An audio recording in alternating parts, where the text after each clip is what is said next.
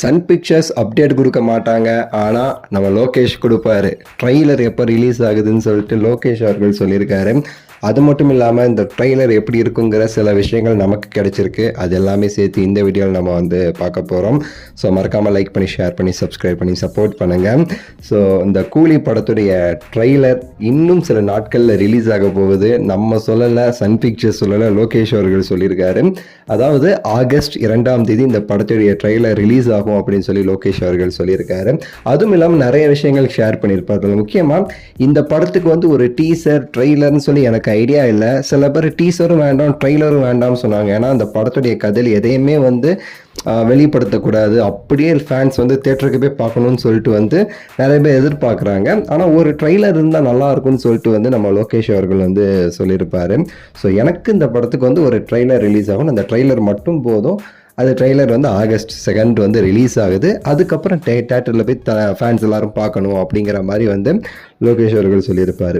So இந்த ட்ரெய்லரில் maximum என்ன மாதிரி வந்து காமிச்சிருக்காங்கன்னு சொல்லி நமக்கு கிடைச்ச தகவல் படி பார்க்கும்போது ஆஸ் யூஷுவல் வந்து ஒரு கமர்ஷியல் ஃபில்மோட ட்ரெய்லர் மாதிரி இல்லாமல் படத்துடைய கதை வந்து ஃபுல் அண்ட் ஃபுல்லாக வெளியே கொண்டு வராமல் ஷார்ட் அண்ட் ஸ்வீட்டாக வந்து ஒரு ட்ரெய்லர் கிட்டத்தட்ட 1.5 நிமிஷத்துலேருந்து 1:50 அல்லது 2 நிமிஷத்துக்கு முன்னாடி முடிகிற மாதிரி ஒரு ட்ரெய்லர் தான் பிளான் பண்ணுறாங்க. அது டீசர் ரிலீஸ் பண்ணாங்கன்னா நல்லா இருந்திருக்கும். ட்ரெய்லர்னு சொல்லிட்டு எப்படின்னு தெரில எனக்கு அது. ஸோ மேக்ஸிமம் இதில் வந்து ஒவ்வொரு கேரக்டரோடைய அந்த ஃபேஸிங், எப்படி சொல்கிறது, கேரக்டரைசேஷன், அவ்வளோதான். ஸோ இப்போ சூப்பர் ஸ்டார் வந்து தேவாங்கிற கேரக்டர் நடிக்கிறாரா, அவருடைய சீன் வந்து ஒரு 10-15 செகண்டுக்கு. அதே மாதிரி நாகார்ஜுனா அவர்கள் மற்ற நடிக்கிற அமீர் கான் அவர்கள் எல்லாருடைய ஃபேஸ் ஆஃபும் வர மாதிரி வந்து பிளான் பண்ணியிருக்காங்க.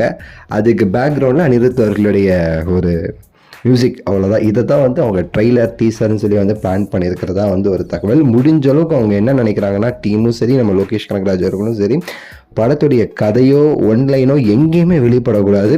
அந்தளவுக்கு வந்து இந்த படத்தை நம்ம வந்து டைரெக்டாக அவங்களுக்கு வந்து தேட்டரில் வந்து ஒரு ட்ரீட்டாக கொடுக்கணும் அப்படின்னு சொல்லிட்டு வந்து அவர் நினச்சிட்டு இருக்கிறாராமா.